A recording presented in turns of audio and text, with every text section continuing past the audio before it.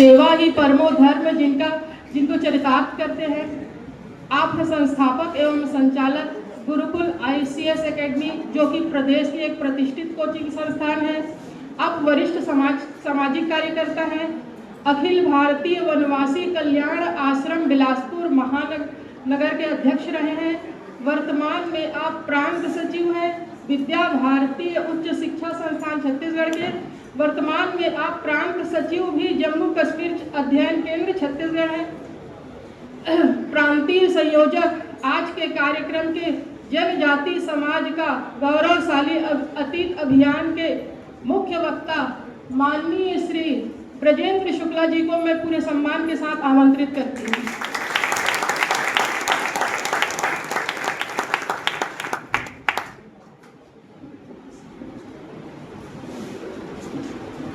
DLS महाविद्यालय के आज इस महत्वपूर्ण कार्यक्रम में मंच पर उपस्थित महाविद्यालय की अध्यक्षता आदरणीय भाभी श्रीमती निशा बसंत शर्मा जी, महाविद्यालय की प्राचार्य आदरणीय दीदी डॉक्टर रंजना चतुर्वेदी जी, मंच पर उपस्थित आज के कार्यक्रम के विशिष्ट अतिथि आदरणीय डॉक्टर चंद्रहास ध्रुव जी, हम सभी के वरिष्ठ मार्गदर्शक जिनका हमेशा हमें आशीर्वाद, सानिध्य और स्नेह प्राप्त होता है, ऐसे डॉक्टर आदरणीय प्रदीप जी देशपांडे, हमारे जनजातीय युवा कार्य के प्रधान संयोजक, जो ये कार्य चल रहा है इसमें लंबे समय से समर्पित भाव से कार्य करने वाले आदरणीय जितेंद्र ध्रुव जी, कार्यक्रम की संयोजिका आदरणीय मुक्ता जी, सह संयोजक आदरणीय धर्मपाल जी, उपस्थित सभी इस महाविद्यालय के उप प्राचार्य मेरे बड़े भाई आदरणीय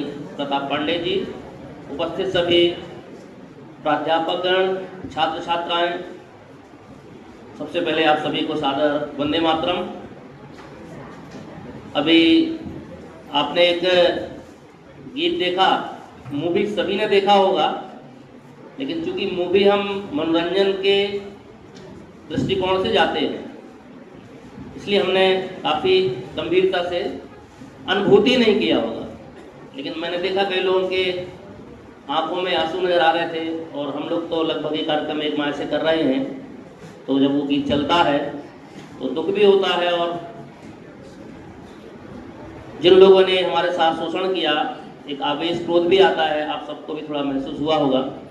फिर जो युवा दिख रहा था मूवी में, ये एक जनजाति नायक का ही रोल कर रहा है। कामोजी फील एक युवा क्रांतिकारी हुए हैं आंध्र प्रदेश में, उन पर ये रियल मूवी बनी है, शायद आपको पता नहीं होगी। तो जैसा कि आज के कार्यक्रम का विषय है कि जनजाति समाज का गौरवशाली अतीत,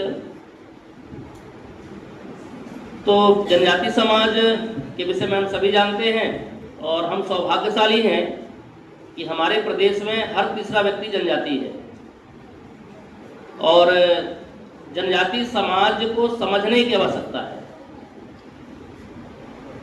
हम जनजाति समाज को कैसा समझते हैं, तो यहाँ पर हम सभी को पता है, आप लोग जगह नहीं है, बैठ सकते हैं क्या? जगह नहीं है क्या? इधर भी आ सकते हैं। कुछ थोड़ा सा मैं आपसे समय चाहूँगा, मुझे 40 मिनट का समय महाविद्यालय प्रबंधन ने दिया है, लेकिन प्रयास करूँगा कि 5 मिनट पहले अपनी बात को समाप्त कर दूँ। लेकिन थोड़ा आपसे समय चाहूँगा, आपसे निवेदन है, आग्रह है कि ध्यान से सुनेंगे, और यदि आपके मन में ऐसा कोई जिज्ञासा भी है तो 5 मिनट हम उसके लिए बचा सकते हैं। मैं अपने उद्बोधन समय के हिसाब से 5 मिनट हो सकता है कि हम आपकी जिज्ञासा के लिए समय देंगे। तो जनजातीय समाज मतलब ब्रिटिश काल में एक नया सब्जेक्ट लॉन्च किया गया, जिसे हम एंथ्रोपोलॉजी कहते हैं, मानव शास्त्र।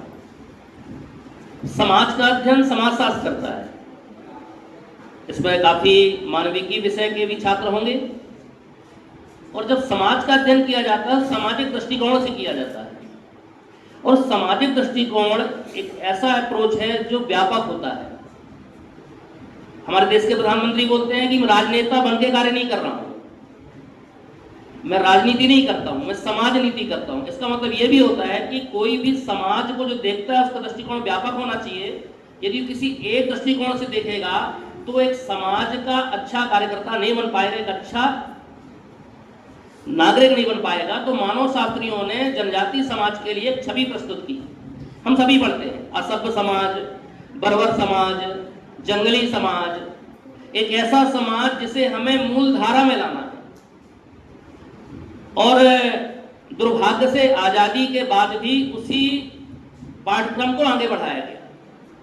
लेकिन जब हम बात करते हैं त्रेता युग की, तो माता सबरी का नाम आता है, वो जनजाति थी। अभी प्रताप भैया बोल रहे थे कि हर युग में उनका उल्लेख है, उनका कार्य था। अथर्ववेद में भी ऐसा उल्लेख है, यानी वेदों में भी उनका मेंशन है, उल्लेख है। हर युग में जनजाति समाज था और मैं इस क्षेत्र में सौभाग्यशाली हूँ कि मुझे कार्य करने का संगठन के माध्यम से अवसर मिला और मुझसे जो बन सकता था मैंने कार्य किया। तो मैं एक बात कहना चाहूँगा कि जो जनजाति समाज है वो कुछ अलग नहीं है। इसके लिए अलग अलग दृष्टिकोण आए। कुछ विद्वानों ने कहा इनको आइसोलेटेड रखना चाहिए, कुछ विद्वानों ने कहा इनको मिला देना चाहिए, कुछ विद्वानों ने कहा नहीं ये जंगली बर्बर हैं। लेकिन ये सारे दृष्टिकोण अध्ययन के योग्य ही नहीं थे। जब हमने सामाजिक जीवन की यात्रा प्रारंभ किया, वैदिक काल में मैं जाऊं थोड़ा, तो उस समय हर व्यक्ति जनजाति समाज से था। ये मैं उस इतिहास की बात कर रहा हूं जो अंग्रेजों ने लिखा, जो हम पढ़ते हैं। हम हर एक व्यक्ति कबायली थे। कबायली मतलब ट्राइबल थे। हमारी यात्रा कबीलों से चालू हुई, हम वनों में रहते थे, वनाधिक्य बहुत ज्यादा था और हमारे जो सारे श्रेष्ठ कार्य होते थे, संस्कार होते थे, आध्यात्मिक जो भी कृत्य होते थे वनों में होते थे। वन आध्यात्मिक चेतना के केंद्र थे, वन हमारी धार्मिकता के केंद्र थे। वेदों का संकलन कहाँ हुआ? वनों में हुआ। उपनिषद कहाँ संकलित हुए? वनों में हुए। इतना ही नहीं, आरण्य ग्रंथ भी उल्लेख मिलता है। आरण्य मतलब वन, ग्रंथ मतलब ग्रंथ, मतलब ऐसे ग्रंथ जिन्होंने अपना मूल स्वरूप कहाँ ग्रहण किया? वनों में किया। उन वनों में रहने वाले जो वनांचल के लोग हैं, जिसे आज हम वनवासी कहते हैं, आज अपनी प्राचीन भारतीय सनातनी संस्कृति के वाहक हैं। यदि हमारी सनातनी संस्कृति का मूल स्वरूप देखना है तो आप वनों में जाइए। हम उस संस्कृति से वेस्टर्नाइजेशन के प्रभाव में भारतीय संस्कृति या सनातनी संस्कृति का हमको बोध ही नहीं है, हम जानते ही नहीं है। हम बोलते जरूर हैं कि मैं सनातनी हूँ, मैं भारतीय हूँ, लेकिन ना हम चरित्र से ऐसे बचे हैं, ना संस्कारों में ऐसे बने हैं। और हमेशा हम पुस्तकों में पढ़ते हैं, चूंकि मैं एक सिविल सर्विस एक्सपर्ट हूँ, तो हम भी पढ़ाते थे कि जनजातियों को मूल धारा के समानांतर लाना है, ये हम निष्कर्ष देते थे। लेकिन जनजातियों को मूल धारा में नहीं लाना है, हमको मूल धारा में जाना है। जनजाति अपनी मूल धारा में है, पश्चिमीकरण के कारण, वर्तमान शिक्षा प्रणाली के कारण हम मूल धारा से भटक गए। तो हमारा जो सांस्कृतिक इतिहास है बहुत पुराना है। उस सांस्कृतिक इतिहास का आज भी यदि कोई वाहक है तो जनजाति समाज है। आध्यात्मिक चेतना का आज भी कहीं हमको वास्तविक स्वरूप देखना है तो जनजाति समाज में देखने को मिलेगा। इस तरह से जनजाति समाज का देश के लिए, समाज के लिए बड़ा आध्यात्मिक योगदान है। ऐतिहासिक योगदान की बात करें तो हर युग में, प्राचीन काल से लेके ब्रिटिश काल तक, ऐसा कोई भी कालखंड नहीं था जब जनजाति समाज के वीरों ने, वीरांगनाओं ने अपना संपूर्ण त्याग और बलिदान राष्ट्र के लिए ना किया हो। कई बार हम देखते हैं आजकल एक शब्द चलता है ट्राइबल एक्सपर्ट। ये ट्राइबल एक्सपर्ट क्या होता है? वो कोई स्पेशल लोगों के एक्सपर्ट बनेंगे। तो कोई एक्सपर्ट क्या, तो कुछ ज्यादा पढ़े लिखे प्रगतिशील लोग और मीडिया के लोगों ने क्या वर्ड यूज कर लिया, एक बिजनेस बना लिया कि मैं क्या हूं, ट्राइबल एक्सपर्ट। ट्राइबल एक्सपर्ट जैसी कोई चीज होती नहीं है। तो जनजाति समाज को समझने के लिए वास्तव में अनुभूति चाहिए, उनसे संपर्क चाहिए और हमारा जो अध्ययन है उसका नैरेटिव बदलने की आवश्यकता है। क्योंकि ब्रिटिश काल में अंग्रेजों ने अपने स्वार्थों के लिए, अपने हितों के लिए हर कार्य किया, तो हमारी जो शिक्षा प्रणाली थी उसको भी उन्होंने उस रूप में स्थापित करने का प्रयास किया जिससे उनका व्यापारिक लाभ हो सकता था। तो जनजातियों की छवि, एक ऐसी छवि प्रस्तुत की गई, उनके लिए आदिवासी शब्द गढ़ा गया, उनके लिए तरह तरह के नैरेटिव सेट किए गए और ये नैरेटिव चलते रहे। मैं जो नैरेटिव देश और समाज में चल रहा है उसको थोड़ा सा मैं बताने का प्रयास कर रहा हूं और वास्तविकता क्या है, रियलिटी क्या है, ये रखने का प्रयास कर रहा हूं। मैं कोई भी बात काल्पनिक नहीं बोलूंगा, मेरी हर बात तथ्यात्मक होगी, वैज्ञानिक होगी, प्रामाणिक होगी, अनुभूतिजन्य होगी। आप उसे भावनात्मक होकर स्वीकार ना करें, ना भाषण मानकर स्वीकार करें। यदि कोई मेरी बात गलत लगे या आपको किसी तरह का डाउट हो तो आप यहाँ पर जो भी प्राचार्य महोदया हैं वो मुझे संपर्क में मैं हूँ, आप उनसे मुझे बुलाकर पूछ सकते हैं। जब हम बोलते हैं जनजाति समाज अस्मिता की रक्षा के लिए, अस्तित्व की रक्षा के लिए, तो अस्मिता अस्तित्व जनजाति समाज का ही नहीं था, राष्ट्र का था। राष्ट्र रक्षा के लिए, समाज रक्षा के लिए उन्होंने अपना सर्वस्व निछावर कर दिया। तो जब मुगल काल में, हम पुरानी सबरी की बात कर रहा हूँ, मुगल काल में हम पढ़ते हैं रानी दुर्गावती, अभी उनका 50वां जयंती था, 500। रानी दुर्गावती के बारे में हम में से बहुत सारे लोग हो सकता है नाम जानते हो, लेकिन मैं थोड़ा बताऊंगा कि इनका जन्म कलिंजर के दुर्ग में हुआ था। कलिंजर मतलब जहां पर चंदेल राजाओं ने शासन किया। हम सुनते हैं खजुराहो के मंदिर दुनिया की विश्व विरासत सूची में शामिल है, बहुत विश्व का प्रसिद्ध स्थान है। तो ये चंदेलों ने ही बनवाया। उस परिवार में एक बेटी पैदा हुई जिसका नाम था दुर्गा। चूंकि वह नवरात्र में अष्टमी के दिन उस पुत्री का जन्म हुआ, इसलिए उसके पिता कीरत सिंह ने उसका नाम दुर्गा रखा। जब उनका जन्म हुआ तो बचपन से ही वो बहुत ही साहसी थी, उनमें प्रशासन के अच्छे गुण थे। तो एक घटना घटित हुई, 1544 की बात है ये। हमारे देश में एक शासक था शेरशाह सूरी, मुगल बादशाह था। उसने दुर्गा के पिता के किले को घेरा, कलिंजर का दुर्ग, और जब वो नहीं जीत पाया तो कलिंजर के दुर्ग को ब्लास्ट करने के लिए उसने विस्फोटक बिछाया। किसने? शेरशाह सूरी ने, दुर्ग को विस्फोट करने के लिए। जब विस्फोट से उसने वहां पर विस्फोटक बिछाया, वह विस्फोट फटा। उसके फटने से शेरशाह सूरी खुद मर गया, बादशाह। हम इतिहास में पढ़ते हैं कि 1544 में कलिंजर के दुर्ग में शेरशाह सूरी विस्फोट होने से उसकी मृत्यु हो गई।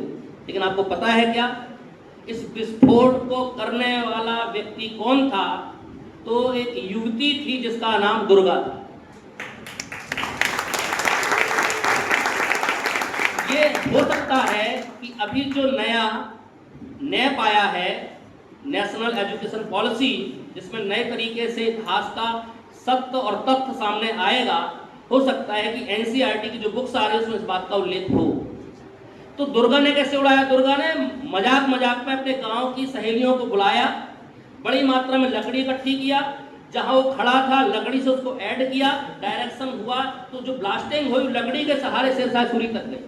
अब कुछ सोचिए, कोई विस्फोट बिछाकर वहां खड़ा रहेगा खुद मरने के लिए क्या?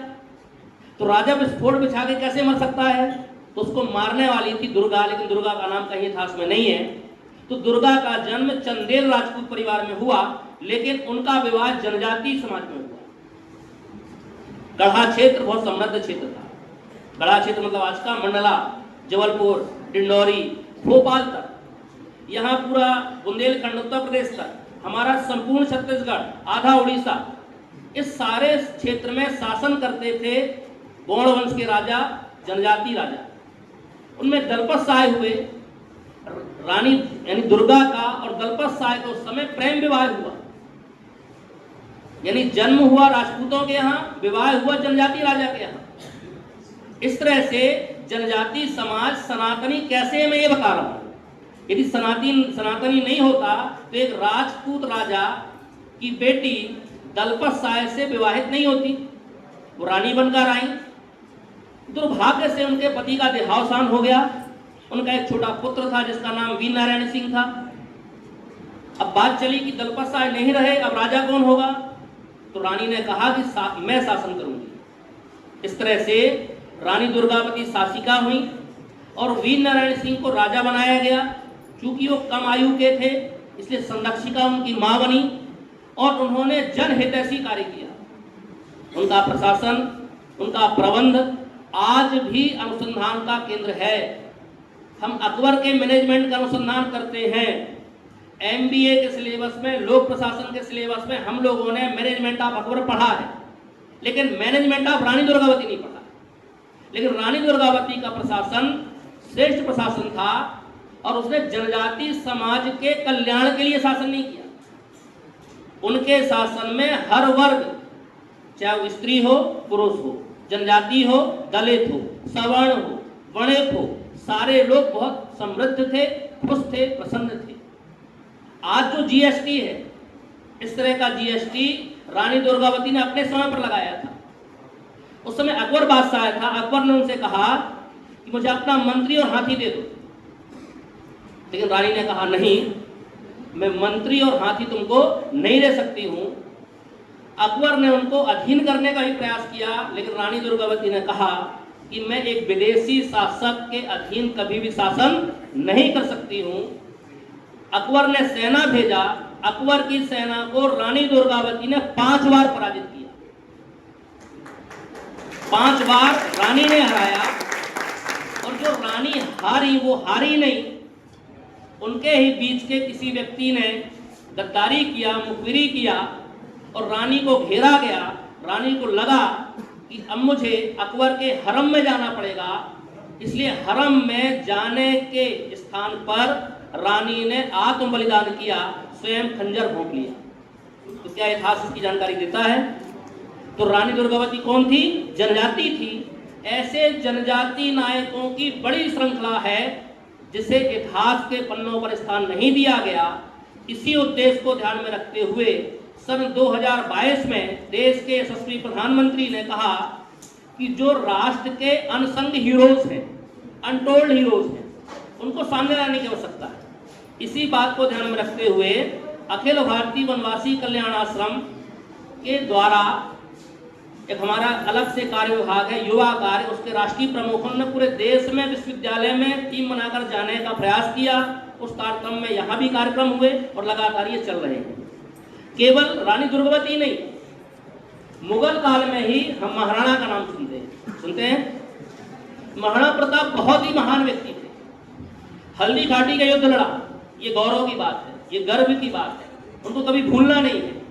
लेकिन जो जनजाति उस समय का एक वीर नायक था, पुंजा भील, जब महाराणा के सारे रिश्तेदार, परिवार के लोग, अधिकांश राजपूत अकबर के तरफ चल गए थे, तब पुंजा भील ने कहा कि राणा मैं हूं, और पुंजा भील ने भीलों को तैयार किया। महाराणा प्रताप के नेतृत्व में बड़ी संख्या में वीर लड़े, शहीद हुए, और अकबर अंतिम दम तक मेवाड़ को नहीं जीत पाया। तो मेवाड़ को नहीं जीता, ये गर्व की बात है। महाराणा लड़े, ये बहुत ही अच्छी बात है, बहुत ही गर्व की बात है, याद रखने वाली बात है। लेकिन वो जनजाति नायक का नाम कहाँ है जिसने महाराणा के साथ संघर्ष किया? पुंजा भील का नाम हम जानते हैं क्या?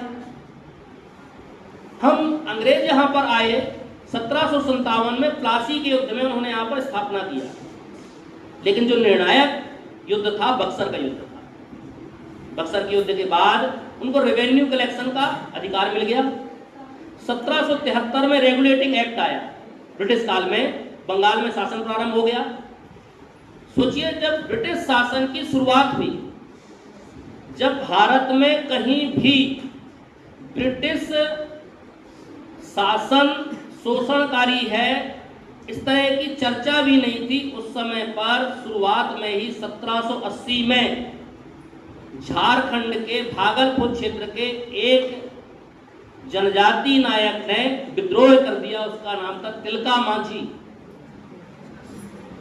जब आजादी की लड़ाई प्रारंभ नहीं हुई, कोई योजना नहीं थी, कोई रणनीति नहीं थी, तब यदि अंग्रेजों को पहली बार संघर्ष करते हुए यदि कोई नायक शहीद हुआ तो तिलका मांझी था। लेकिन तिलका मांझी का इतिहास कहीं भी इतिहास के पन्नों में नहीं है। तिलका मांझी ने विद्रोह किया, अंग्रेजों को चुनौती दिया, अंग्रेज अधिकारी की हत्या किया, कलेक्टर को मारा तिलका मांझी ने। इन लोगों ने क्या किया? तिलका मांझी को पकड़ा, 5 घोड़ों में तिलका मांझी को बांधा गया, 40 किलोमीटर तक घसीटा गया, भागलपुर में लाकर उसे फांसी दी गई। फांसी देने के बाद उसका जो 100 था उसे तोप से बांध के उड़ा दिया गया ताकि साक्ष्य न मिले। ऐसे तिलका मांझी को जानने का हमको अधिकार नहीं है क्या? क्या तिलका मांझी गर्व का विषय नहीं हो सकता है? तो इस देश में ब्रिटिश शासन के विरोध में यदि किसी ने बिगुल फूका तो जनजातीय समाज का नायक था, वो तिलका मांझी था। इतना ही नहीं, हम बात करते हैं 1857 की क्रांति। ये भारत का प्रथम स्वतंत्रता संग्राम था।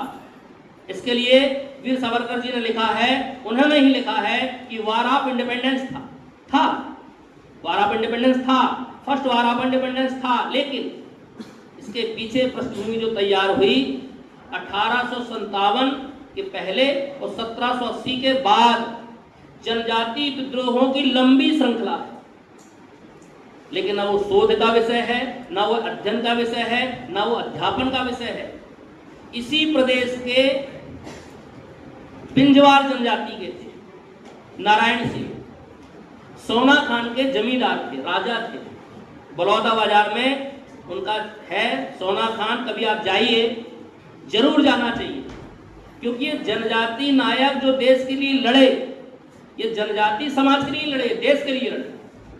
और ये देश के लिए लड़े इसलिए देश के हर व्यक्ति के हैं इस। तो इन्होंने अकाल पड़ा, अकाल पड़ने से प्रजा भूखी थी। तो एक सेठ था माखन सेठ, उससे राजा ने कहा, वीर नारायण सिंह ने, कि अपने अनाज का जो इकट्ठा, अपने गोदाम का जो अनाज है उसे बांट दो। सेठ ने नहीं माना, तो नारायण सिंह ने गोदाम को तोड़ा और सारा अनाज बंटवा दिया। बंटवाया, ये राजा का अधिकार है। लेकिन हम पुस्तकों में क्या पढ़ते हैं कि माखन सेठ की गोदाम को लूटा गया और लूटने के बाद वीर नारायण सिंह ने सारा अनाज प्रजा को बंटवा दिया। उन पर अंग्रेजों की नजर लंबे समय से थी, क्योंकि लगातार अंग्रेजों को चुनौती दे रहे थे वीर नारायण सिंह। उन पर डकैती का मामला दर्ज हुआ और उनको रायपुर जेल में बंद किया गया। लेकिन वो जेल में शांत नहीं रहे। एक स्वतंत्रता संग्राम सेनानी थे हनुमान सिंह, उनसे मिले, जेल से भागे, एक सैन्य टुकड़ी तैयार किया, अंग्रेजों को पराजित किया, अंग्रेज अधिकारियों की हत्या किया। लेकिन बाद में अंग्रेजों ने कहा यदि नारायण सिंह तुमने सरेंडर नहीं किया तो तुम्हारे गांव को आग लगाकर जला देंगे। तब नारायण सिंह सामने आए, सरेंडर किया। उनको रायपुर के जय स्तंभ चौक में तोप से बांध के उड़ाया गया। इस तरह से क्रांति की शुरुआत हमारे प्रदेश से हुई। और हमारे प्रदेश में क्रांति की शुरुआत करने वाला कोई भी महानायक था तो वीर नारायण सिंह जी थे। इतना ही नहीं, संथाल क्षेत्र में संथाल क्रांति हुई, 4 के 4 भाई शहीद हो गए। सीधू कानू ने क्रांति किया, संथाल क्रांति हुई, हजारों लोगों ने अंग्रेजों को चुनौती दी, 4 भाई थे, चारों शहीद हो गए, 2 बहनें थी, दोनों शहीद हो गए। इतना बड़ा योगदान इन लोगों का। और हर एक प्रदेश में, उड़ीसा में जाएंगे सुरेंद्र साय, वीर नारायण जैसे ही है। मंडला जबलपुर तरफ जाएंगे रघुनाथ साय, पिता पुत्र दोनों लड़े। क्रांति के बाद भी एक बड़ा महानायक का जन्म हुआ जिसका नाम है बिरसा मुंडा। 1875 का जन्म है बिरसा मुंडा का। 1900 में देहावसान हो गया। कितने साल रहे? 25 साल। 25 साल में एक व्यक्ति क्या कर सकता है? समानता, पढ़ाई लिखाई। उस 25 साल के युवा ने क्या नहीं किया? धर्म की रक्षा के लिए विद्यालय छोड़ा, अपनी प्रथाओं परंपराओं की रक्षा के लिए अपने समाज को समझा, अध्ययन किया और एक धर्म गुरु के रूप में, एक अवतार के रूप में सामने आए। अंग्रेजों को चुनौती दी, एक क्रांतिकारी के रूप में सामने आए। समाज को संगठित करने के लिए समाज सुधारक का कार्य किया, समाज सुधारक के रूप में सामने आए। और ऐसे बिरसा मुंडा भी 1900 में इनको जेल में इनको मार दिया गया, जहर देकर। उनको लोग भगवान बिरसा मुंडा कहते हैं। बोला करते थे हर घर में तुलसी होना चाहिए, सभी लोगों को गोपालन करना चाहिए, बांसुरी वादन करना चाहिए। किसी के ऊपर सिर पर हाथ रखते हैं तो उसकी तबीयत ठीक हो जाती है। इस तरह से बिरसा मुंडा, उनको लोग बोलने लगे सामान्य व्यक्ति नहीं है तो भगवान है, तो उनका नाम हुआ भगवान बिरसा मुंडा। अभी 15 नवंबर उनकी जयंती है, 150वीं जयंती। तो आप लोग यदि कोई कार्यक्रम होता है अपने महाविद्यालय में तो करिए, शहर में भी होता है तो आपको सहयोग करना चाहिए। नहीं कर पाते हैं तो कम से कम उनके बारे में अध्ययन करना चाहिए, जानने का प्रयास करना चाहिए कि भगवान क्यों, बिरसा मुंडा कौन थे और उन्होंने क्या क्या किया। क्योंकि समय कम है तो बहुत लंबा मैं बताने का प्रयास नहीं कर सकता हूं। इतना ही नहीं, 1900 के बाद भी हमारे प्रदेश में परलकोट विद्रोह हुआ, बस्तर में गुंडाधूर ने किया। दंडकारण्य क्षेत्र में अंग्रेज परेशान हो गए उस गुंडाधूर से। अभी भी उनके नाम पर खेल रत्न सम्मान है गुंडाधूर के नाम पर। 1915 में मानगढ़ की पहाड़ियों में तो आश्चर्य का नरसंहार हुआ। 1915 में गोविंद गुरु थे, बड़ी संख्या में भीड़ पहुंचे, ढोल बजते रहे, भीड़ पहुंचते रहे, ब्रिटिश सेना भी आती रही। जलियांवाला बाग हत्याकांड में तो बोलते चेतावनी नहीं दी गई, लेकिन मानगढ़ की पहाड़ियों में तो चेतावनी क्या, बार बार रोका गया, मत जाओ मत जाओ मत जाओ, मारे जाओगे। मृदंग बजते रहे, ढोल बजते रहे, लोग आते रहे, लोग लड़ते रहे, लोग मरते रहे, कटते रहे। क्या पुरुष क्या स्त्री, अंतिम दम तक लड़े। सरकारी रिकॉर्ड के अनुसार 1750 लोग मारे गए, ये सरकारी रिकॉर्ड है। लेकिन ऐसा कहीं हो सकता है क्या कि मृदंग बज रहा है और मैं शहीद हो रहा हूं, मैं लड़ रहा हूं, मैं मर रहा हूं? ऐसी देशभक्ति कहीं हो सकती है क्या? लेकिन ऐसी देशभक्ति हुई और वो भारत में हुई और वो जनजाति समाज के नायकों और वीरांगनाओं के द्वारा हुई। उन्होंने सर्वस्व बलिदान देश के लिए किया। इस बात को समझ नहीं कर सकता। जो गैर जनजाति वो भी इस बात को समझे और जो जनजाति वो भी इस बात को समझे। जनजाति समाज के लिए बलिदान नहीं हुए, किसके लिए बलिदान हुए? वो देश के लिए, राष्ट्र के लिए, धर्म के लिए, संस्कृति के लिए। लेकिन बड़े आश्चर्य की बात है, मानगढ़ की बात सुन के आपको लग रहा हो कि मैं झूठ बोल रहा हूं। ऐसा कैसे हो सकता है? गोविंद गुरु कौन थे? आजादी के 75 वर्षों बाद भी वहां कोई प्रधानमंत्री नहीं गया। यदि मानगढ़ की उस धरती का चरण वंदन करने गया, शहीदों के खून से लथपथ उस जमीन का साक्षात कोई प्रणाम करने गया, तो देश के अभी के प्रधानमंत्री है। एक बड़ा अपराध नहीं है कि देश के लिए? भाई मानगढ़ तो हमारा सबसे बड़ा तीर्थ स्थान बनना चाहिए। भारत का हर व्यक्ति मानगढ़ जाने का प्रयास करना चाहिए। यदि मानगढ़ में ऐसे वीर नायक नहीं होते तो आज हम ऐसा जीवन नहीं जी पाते। न मैं बोल पाता, ना आप सुन पाते, न मैं पढ़ पाता, ना पढ़ा पाते, न यूनिवर्सिटी होते, ना कॉलेज होते, ना मंदिर होते, ना कुछ भी होते क्या? तो ऐसे मानगढ़ की भूमि है राजस्थान में, ऐसा बहुत सारे वीर नायक हुए जिनके बारे में यदि मैं ये बात रखूंगा तो कई दिन भी कम पड़ेंगे। तो जनजाति समाज ने देश के स्वतंत्रता आंदोलन के पूर्व आध्यात्मिक चेतना के विकास में, राष्ट्र रक्षा में उनका बड़ा योगदान रहा है। इतना ही नहीं, मैंने पहले ही कहा कि सनातनी संस्कृति को यदि समझना है तो हम सनातनी संस्कृति के वाहक नहीं हैं। सनातनी संस्कृति का आदर्श स्वरूप आज भी जनजाति समाज में देखने मिलता है। 2013 में हम लोग अचानक मार गए थे, 4 दिन रुके थे, बहुत ठंड थी। हमारा संगठन के हम सारे कार्यकर्ता थे, तो 4 दिन उनके साथ ही रुके। अभी भी अचानक मार में बहुत अंदर तक जाने के लिए 7-8-10 किलोमीटर आपको पैदल जाना पड़ेगा, कोई बाइक या कार नहीं जाती है, पगडंडियां हैं, तो भोजन करना पड़ेगा। यदि 4 दिन रुकेंगे तो बहुत ठंड थी।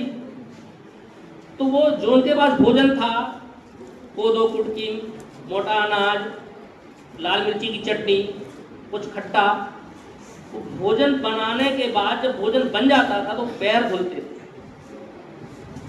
इतने आर्थिक रूप से गरीब हैं, दरिद्र नहीं है, गरीब हो सकते, दरिद्र नहीं।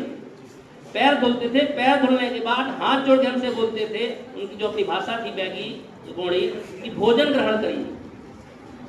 तो जो हम बोलते अतिथि देवो भव, ये हमारे यहाँ है क्या? लेकिन वहां है।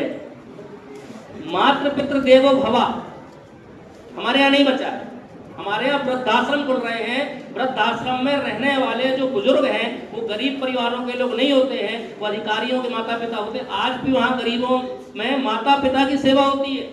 आज भी मातृ पितृ देवो भव है। हमारे यहाँ दहेज लिया जाता है। विवाह के बाद उत्पीड़न किया जाता है, वहां दहेज नहीं चलता है, वहां उल्टा वधू मूल्य चलता है। स्त्री का सम्मान है। वहां किसी आयोजन में यदि पुरुष होंगे तो स्त्रियां भी होंगी। स्वतंत्रता आंदोलन में केवल पुरुष नहीं लड़े, जितना पुरुष लड़े उतना ही महिलाएं लड़ी। हमारे उस समय तो हमारे देश में महिलाएं बोलते घूंघट में रहती थी। जब अंग्रेजी काल में हमारे देश में महिलाएं घूंघट में रहती थी, तब हजारों की संख्या में जनजाति वीरांगनाएं शहीद हुई। हम पर्यावरण की केवल बात करते हैं, एक पौधा लगाओ, 100 पौधे लगाओ, ऑक्सीजन बनाओ, फोटो खिंचाओ, व्हाट्सएप में डालो, इससे कुछ होना नहीं है। मैं बोला करता हूं कि पौधे मत लगाओ, जो पौधे हैं उनको बचाओ, क्योंकि जो पौधे आप लगा रहे हो ये रिजल्ट देने लायक 50 साल बाद होंगे। आज एक शासन स्तर पर, सामाजिक स्तर पर एक बड़ा अभियान चल रहा है। जैसे ही बरसात आई, लोग एकदम जुनून में पौधे लगाओ। उसका संबंध पर्यावरण से बिल्कुल नहीं है, उसका संबंध प्रसिद्धि से है।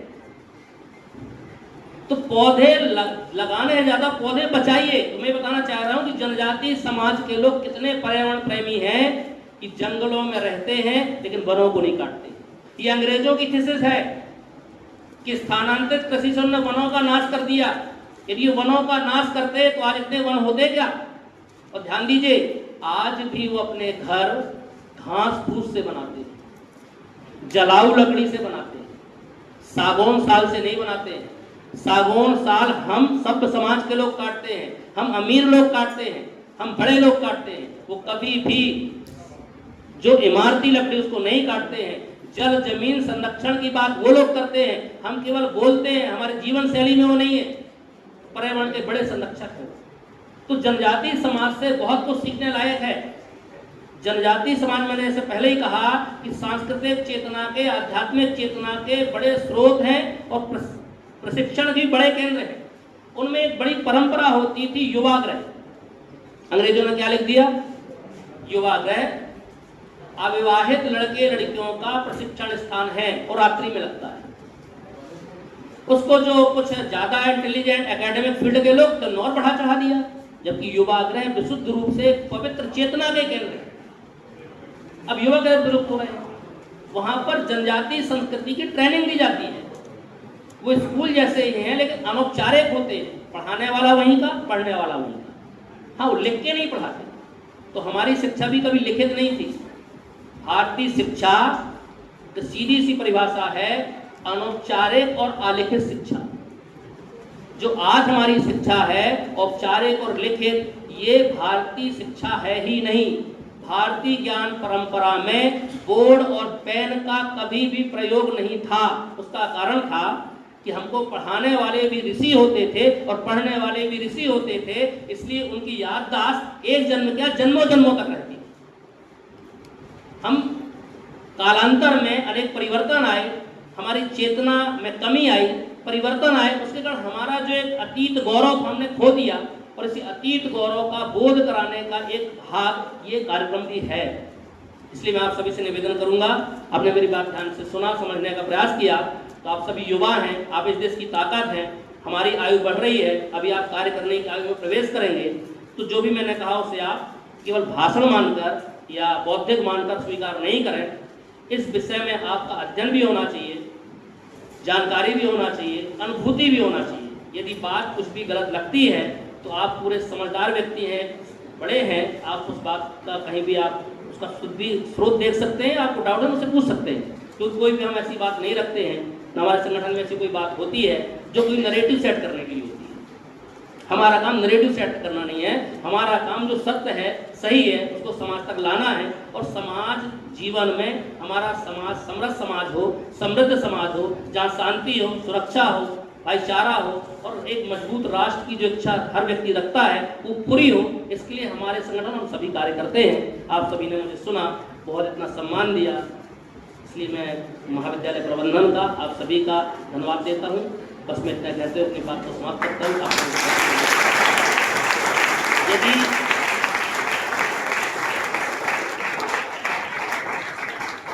यदि कोई भी जिज्ञासा हो तो 2-3 मिनट में आप पूछ सकते हैं। ठीक है, मैंने 40 मिनट से कम लिया होगा।